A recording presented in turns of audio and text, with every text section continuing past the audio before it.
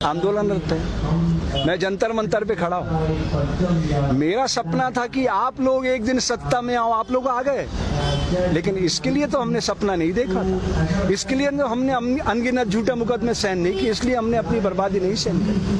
हम भी पाकिस्तान से आए थे देश विभाजन के समय। मेरे पूर्वजों को 5 किले जमीन मिली थी गुड़गांव में, उन्होंने नहीं ली। उनके सारे भाई गदर में मारे गए थे। मैं नहीं चाहता कि और किसी घर में ऐसा गदर हो।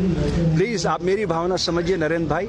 आपने कोई बलिदान नहीं दिया देश के लिए। आपके घर से कोई मरा नहीं है। जिनके घरों में लाशें बिछती है ना, वो उस दर्द को जानते हैं। तो इस दर्द को समझिए नरेंद्र बाबू। इसमें आपका, मेरा, समाज का, देश का, मानवता का हित निहित है। आप भूल गए अपने धर्म को। राजनीति में शुचिता लाने के लिए मैं यहाँ खड़ा हूँ। मेरे को फेसबुक पे लोग बहुत गालियां देते हैं। सारे साधु लोग मेरे से बहुत लड़ रहे हैं कि तुम देश के गद्दार हो गए हो, मुसलमानों के साथ खड़े हो। मैं आपसे पूछना चाहता हूं, आप कौन जाति के हो नरेंद्र भाई? अगर मैं ये कहूं हिंदू मुस्लिम सिख ईसाई समझो अपनी शान को, मजहब की दीवारों में मत बांटो हिंदुस्तान को, तो मैं ठीक कर रहा हूं? मैं देश को बांट रहा हूं। आप समझ रहे हो मेरी बात नरेंद्र बाबू? समझ रहे हो ना? ना मैं हिंदू बनूं ना तुम मुसलमान बनो। मैं भी इंसान बनूं, तुम भी इंसान बनो। यही सपना लेके आए थे ना आप? उस सपने को आकार दो ना। अभी कुछ नहीं बिगड़ा। 2024 में चुनाव है। 48 घंटे में रोज नाम तो बंद हो जाता है। पुलिस आपकी है, ये सारा देश आपका, सारा देश आपसे प्यार करता है। क्यों नफरत के बीज बो रहे हो आप? मैं अंत में इतना कहना चाहता हूं मेरे दोस्त नरेंद्र बाबू, प्रकृति सदैव हिंसा का फल दुख, दया का फल आनंद बरसाती रहती है। इसके खिलाफ मैं जानता हूं ये देश आपका कुछ नहीं बिगाड़ सकता, क्योंकि आपके पास 303 लोग। लेकिन उस कायनात की शक्ति को आप जानते हैं ना। आपको तो अच्छे से पता है अटल जी की मौत कैसे हुई। बोल दूं मीडिया पर? लाल टपकती रही। अंत में 2 दिनों तक आपने एम्स में छुपाए रखा उनकी मौत को, मालूम है ना? ऐसी मौत मरना चाहते हो क्या आप?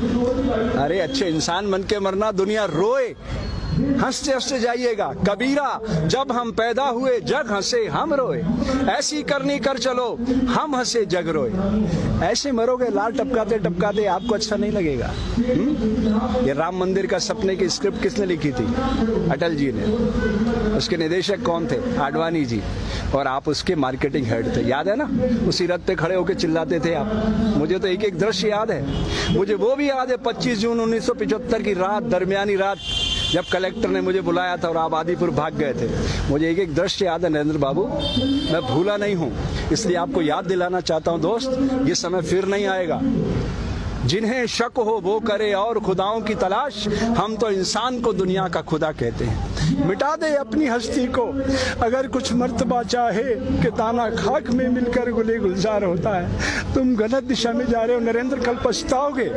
आज जहां हम हैं कल कोई और था। ये भी एक दौर है, वो भी एक दौर था। कितने और कितने चलेगा। वो डोवाल कह रहा था, अजीत बाबू, वो क्या नाम है उसका तुम्हारा NSA वाला, क्या कह रहा था वो? इतिहास लिख रहे हो आप, ये और इतिहास शक्ति से लिखा जाता है। आप भूल रहे हो नरेंद्र बाबू।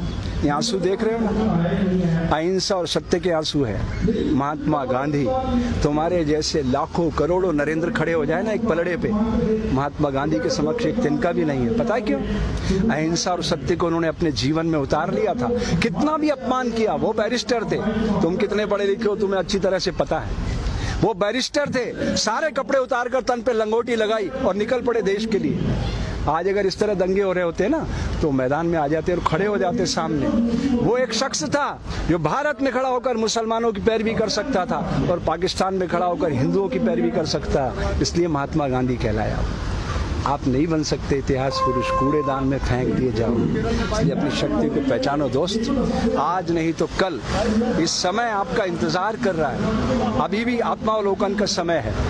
जय हिंद, जय भारत।